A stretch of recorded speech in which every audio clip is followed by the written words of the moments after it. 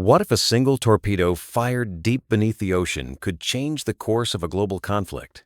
In a dramatic escalation of the growing war between the United States and Iran, a U.S. submarine has sunk one of Iran's most advanced warships in the Indian Ocean. The vessel, known as Iris Dina, was destroyed by a torpedo strike, marking the first time in decades that a U.S. submarine has sunk an enemy ship in combat. But that's only part of the story. The sinking happened while the broader conflict between the United States, Israel, and Iran was rapidly expanding across the Middle East, triggering missile strikes, drone attacks, and rising casualties across several countries. American troops have already been killed in retaliatory attacks. Regional bases are under threat, and global markets are reacting to fears that the war could spread far beyond the Middle East. So what exactly happened in the Indian Ocean? Why was this Iranian warship targeted? And could this moment mark a dangerous new phase of the conflict? Let's break down the full story. The dramatic naval attack didn't happen in isolation. It's part of a rapidly escalating confrontation known as the 2026 Iran War, involving Iran on one side and a coalition led by the United States and Israel on the other. The conflict intensified after coordinated U.S. and Israeli airstrikes targeted Iranian military infrastructure and missile facilities. These strikes were intended to weaken Iran's strategic capabilities, but they also triggered a wave of retaliation from Tehran.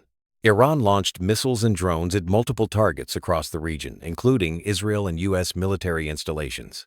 The war quickly expanded beyond Iran itself. Missiles struck locations in several Gulf countries, and tensions surged across the Middle East. Early estimates suggested the conflict had already caused more than 1,000 deaths in Iran alone, along with casualties in Israel and among U.S. forces. One of the most shocking developments came when Iranian strikes hit Kuwait, killing 6 American soldiers stationed there. These attacks dramatically raised the stakes. For Washington, the conflict was no longer just about limiting Iran's military power. It had now become a direct confrontation. And that's when events took a dramatic turn in the Indian Ocean. In the early hours of the 4th of March, 2026, something unusual happened in the waters south of Sri Lanka. A distress signal was received from the Iranian naval frigate Iris Dina. The message reported a sudden explosion on board. Moments later, the ship began sinking. What caused the blast? According to U.S. officials, the warship had been struck by a Mark 48 heavyweight torpedo fired from an American submarine operating in the region. The torpedo is one of the most advanced naval weapons in the world, designed specifically to destroy large ships by detonating beneath their hulls. The attack was devastating. Reports indicate that around 180 sailors were on board the Iranian ship when it was hit. Rescue teams from Sri Lanka rushed to the scene. They managed to save 32 survivors from the water, but dozens of sailors were killed, and many others remain missing. For military historians, the moment was remarkable. It marked the first confirmed sinking of an enemy vessel by a U.S. submarine since World War II. In other words, the world had just witnessed a naval combat scenario that hadn't occurred in over 80 years. So, why did the United States target this specific ship? The Iris Dina was not just any vessel. It was one of Iran's most advanced, domestically built warships.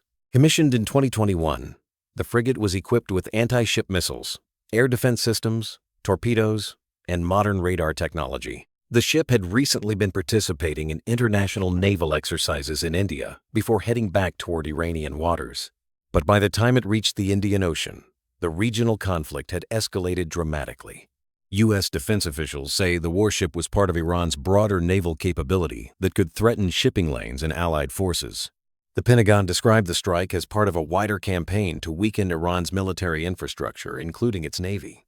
Reports suggest that multiple Iranian naval vessels have been destroyed during the ongoing conflict, significantly reducing Tehran's ability to operate in regional waters. For Iran, the loss of the Dina is both a military and symbolic blow. Following the sinking of the warship, tensions escalated even further. Iran responded with additional missile strikes across the region, targeting Israel and American military installations.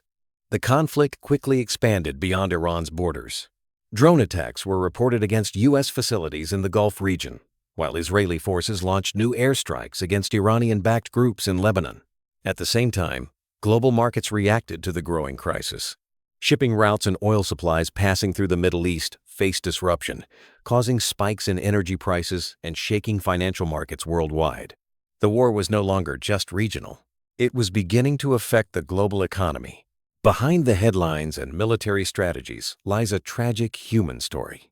The sinking of the Iranian warship left dozens of sailors dead and many families waiting for news about missing loved ones. But the casualties extend far beyond the sea. Iran has reported heavy civilian losses from airstrikes, while Israeli cities have faced missile attacks. Meanwhile, the deaths of American soldiers in Kuwait have shaken communities back in the United States. These losses highlight the growing human cost of a war that is rapidly spiraling beyond its original battlefield.